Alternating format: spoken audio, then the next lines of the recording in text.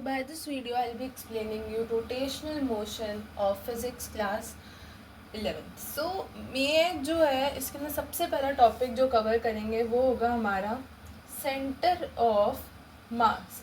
अब centre of मास का मतलब है कि अगर कोई भी ऑब्जेक्ट होगा, मींस अगर ये एक ऑब्जेक्ट है तो इस ऑब्जेक्ट का जो मास होगा उसका जो सेंटर होगा, जहाँ पे सारी फोर्सेस, सारा ओरिजिन, सारा कॉन्सेंट्रेशन वहाँ पे होगा, वो होगा किसी भी ऑब्जेक्ट का सेंटर ऑफ मास. सो अगर इसकी डेफिनेशन आए तो आप क्या लिख सकते हो कि the centre of mass of object, और you can say system of particle, कि ऑब्जेक्ट का सेंटर ऑफ मास या system of particle in which mass is concentrated there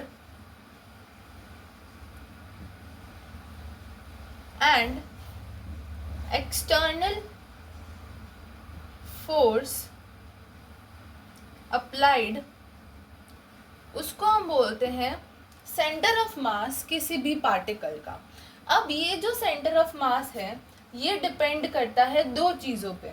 एक तो पोजीशन, एक पोजीशन ऑफ सेंटर ऑफ मास जो होता है कि कौन सी पोजीशन पे होगा, तो ये डिपेंड करता है एक तो शेप कैसा है ऑब्जेक्ट का, दूसरा कि वहाँ पे मास कैसे डिस्ट्रीब्यूटेड है, कि मास कैसे डिस्ट्रीब्यूटेड है. तो centre of mass I hope समझ में आ गया होगा कि सेंटर ऑफ मास किसी भी ऑब्जेक्ट का ले हो या एक पार्टिकल के सिस्टम का ले हो, तो जहाँ पे भी मास जो है वो ज़्यादा कॉन्सेंट्रेटेड होगा, ज़्यादा पाया जाएगा, वहीं पे सारी एक्सटर्नल फोर्स भी अप्लाई हो रही होगी, वो होता है सेंटर ऑफ मास. और किसी भी ऑब्जेक्ट का सेंटर ऑफ मास जो होता है उसके शेप पे और उसके मास के डिस्ट्रीब्यूशन पे डिपेंड करता है. अब कुछ हमने ऑब्जेक्ट्स लिए हैं, उनके ऊपर सेंटर ऑफ मास कैसे अप्लाई होता है. तो जैसे कि सबसे पहला ऑब्जेक्ट जो है वो है यूनिफॉर्म सॉलिड स्फीयर. तो एक जो सॉलिड स्फीयर होता है उसका सेंटर ऑफ मास होता है उसका सेंटर ऑफ स्फीयर के अंदर.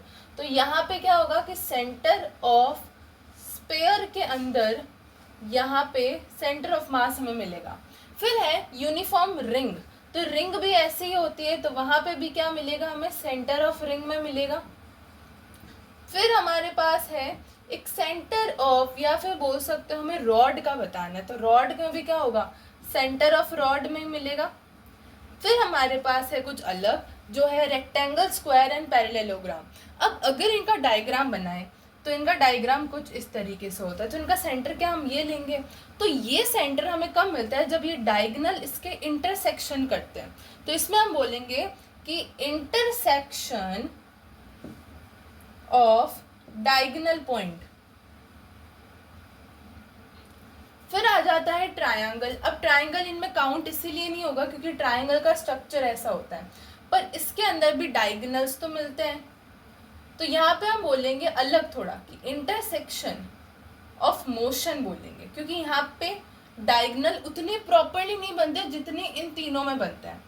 अब रेक्टेंगुलर क्यूबिकल अगर वो तो वो भी हमारे एकदम फोर्थ पॉइंट वाला ही होगा, क्योंकि रेक्टेंगल हो क्यूबिकल हो फर्क नहीं पड़ता.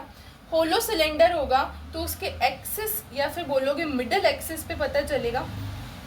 और अगर सॉलिड कोन या पिरामिड होगा तो उसके एक्सिस ऑफ कोन पे हमें सेंटर ऑफ मास मिलेगा. तो आज का टॉपिक था सेंटर ऑफ मास और कुछ शेप्स के बारे में सीखा. तो centre of mass is a body of an body या फिर एक सिस्टम ऑफ पार्टिकल का जिसके अंदर जितना भी मास है एक ही पॉइंट पे कॉन्सेंट्रेटेड है और वहीं एक्सटर्नल फोर्स लग रहे हैं, तो आपका सेंटर ऑफ मास होता है. और ये डिपेंड करेगा आपका शेप एंड मास के डिस्ट्रीब्यूशन में. फिर कुछ 8 हमने ऑब्जेक्ट्स देखे और उसके सेंटर ऑफ मास कैसे निकालते हैं वो देखे. Thank you. I'll meet you in next part with the equation and some important points.